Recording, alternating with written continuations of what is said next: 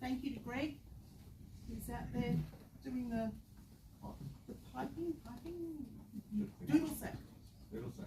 That's the worldwide what they use in German. It's not bagpipes, it's a doodle sack.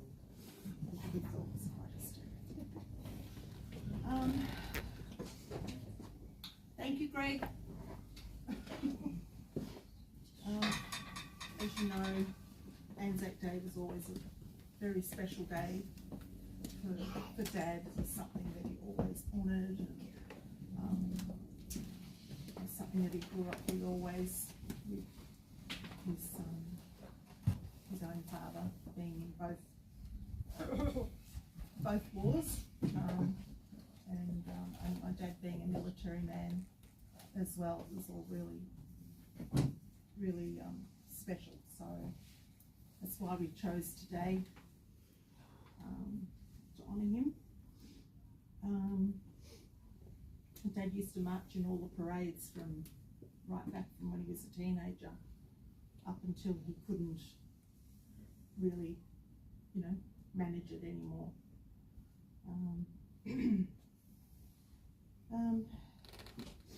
So I'll probably just have to refer to these, so sorry about that. So as I was saying, my dad Hugh was an army man from a very early age, and when we were kids we found his very authoritative style of parenting, which we thought was pretty hard. Rules, obedience and respect were to be adhered to 100% of the time. So a fairly strict upbringing, but looking back now, it's all he really knew about life. And as the years went by, as all you generation would know, and I grew up, Dad mellowed, and we became best friends. He really was my best friend. And our bond was just amazing this last 20, 25 years since he moved back to back here, which is the longest house he'd actually ever lived in.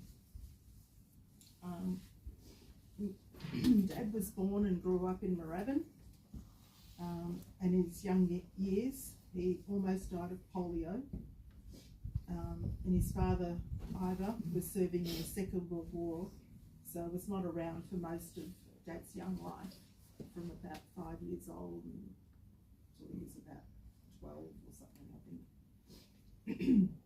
So, and at the age of 13, Dad was already serving in the school cadets at Brighton, and I think at 19 he was called up to train in the army part-time for 3 years. It was compulsory.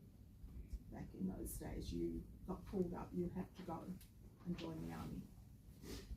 So, and then after his tenure was up with them, he then joined the reserve forces, and he was in those for years. I mean, our childhood, we just remember Dad was always in the army. You know, Father Christmas used to come on a tank. When we go to the Christmas parties, you know, there's no reindeers for us. There's tanks and jeeps and yeah.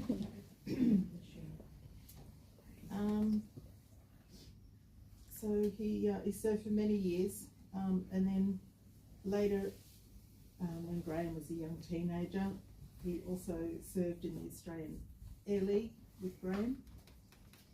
He was also in the Queensland Volunteer Naval Brigade when he was up in Queensland. He became president of the Tara Rotary Club, which was in Outback, Queensland, and later on to become, in his retirement, the national president of the Australian Servicemen's Association. So he couldn't get any higher. He was the man. So he was a very respected man in his life. Very, very respected. There is a voice. And loved. But he wasn't just a military man. He was also a family historian, a filmmaker, an electrician, a collector of military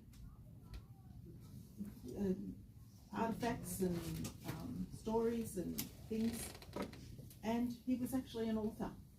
And if you look on the little kitchen table in there, you'll find 30, 40 books that he's written. So all on different aspects of his life. Some of them are training manuals for when he was at work or when he was in the army. Some were obviously about his father, and there's ones on Dad's life. He also wrote another one about his second wife, who had Alzheimer's, so it was sort of just to help people with Alzheimer's. He did a lot.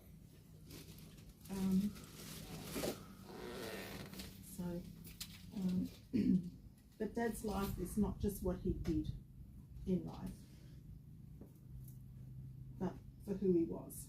He was a son, a brother, a husband, a father to both Graham and myself, a grandfather of 12, Matthew, Stephen, Kelly, Jason, Jody, Samantha, Jonathan, Cheryl, John, Robin, Joshua, and Isabel. So he did well there. And he loved them all. And then he became a great-grandfather of 5. So we've got Melanie and Luke, Hananea, Jordan, and Mabel. And then, I think 4 years ago, 4 or 5, get mixed up all these kids, he became a great-grandfather to Skylar. So he loved each and every one of us, all of you. And he was truly blessed for having such a wonderful family. And Dad got to live to see 5 generations alive at the same time, which is pretty amazing. So that was pretty special. And he also loved and welcomed everybody's partners, extended families, all into his home, into his heart. He was a true gentleman.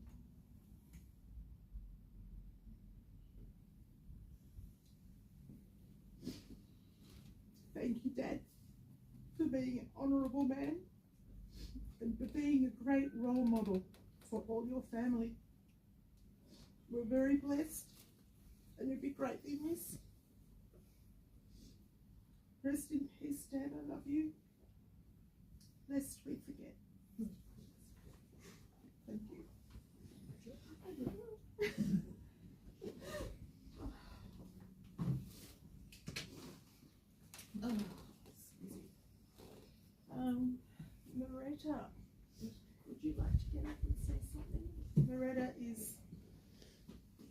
sister-in-law, and without her and the beautiful Anne, who's just behind Jonathan, Dad would not have been able to stay in his own home for as long as he did. These two ladies, both Anne and Loretta, so special, and he loves them both dearly. Thank you, Loretta, and thank you, Anne, for looking after him. Thanks, Debbie. It was a great pleasure. Thank you, sister. Thank you all for joining us today. Say our last farewell to Grandpa and Dad. I just want to share my memories of Dad and a wonderful father he was to me. Dad was more than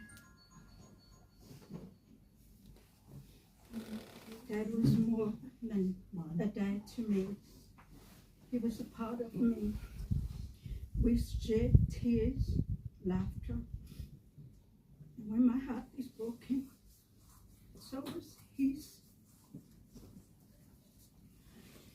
We go to Ansett March, if not the shrine in the city, it's RSL Apoi.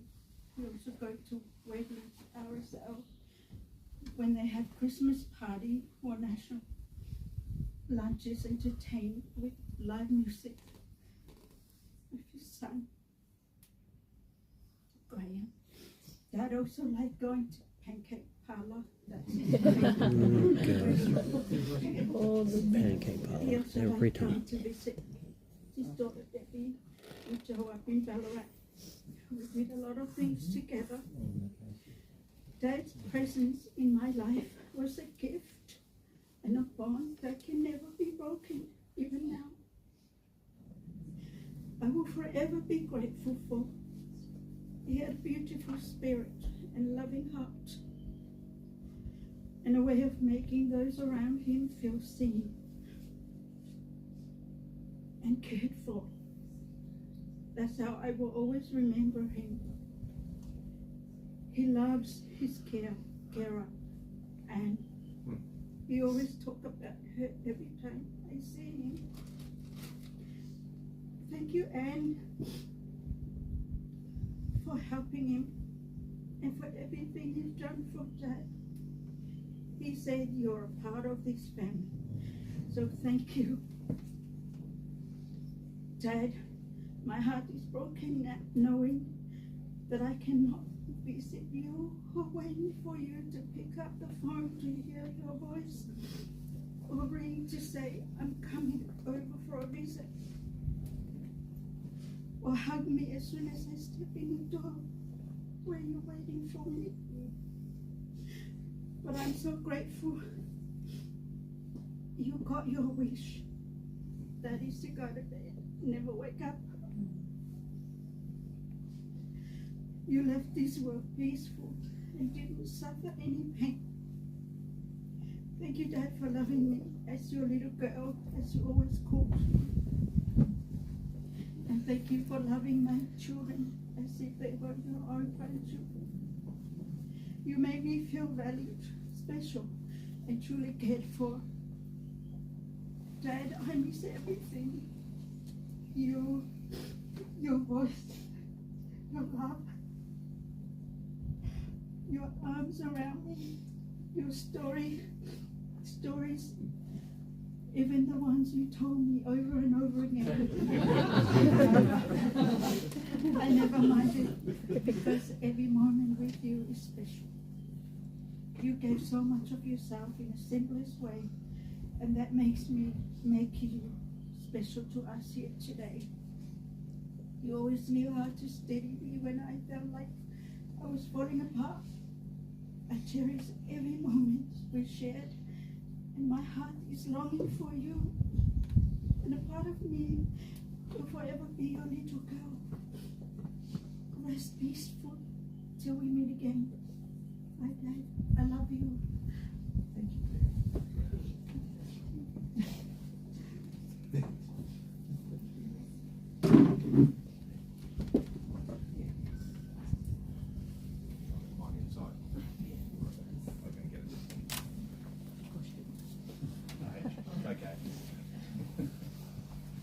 just a little trip down memory lane for me. I met Debbie in 1973, as probably most of you know. We worked together in Courtney and Briers in Springvale.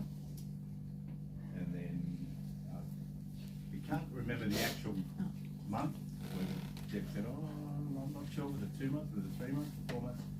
When I finally got introduced to her dad, which was Huey. So, I don't remember a lot about the day, but I do remember always Dad saying there was a can of paint. Now, mind you, I wasn't a painter then. He reckons I kicked this can of paint over in his driveway. I remember that. Didn't happen. That's right, didn't happen. Innocent. With Debbie. I think it was Sam.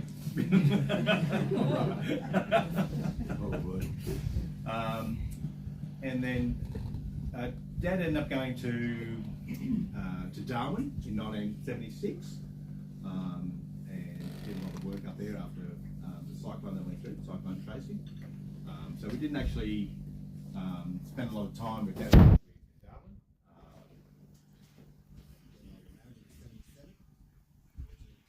Couldn't come down for that. It was a little bit sad, but he would always write to Dad and send lovely little letters and say, love Dad, old letters, that sort of thing. So it wasn't really until probably we bought our home in Cullen. I think it was a couple of years later, he came down.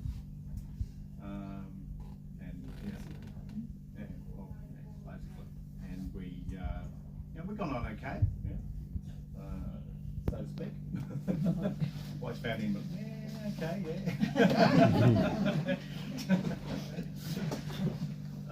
he did have a strange sense of humour, as we all know. And then in 1980, Deb and I had our first child, Jodie. And again, he wasn't actually around for that.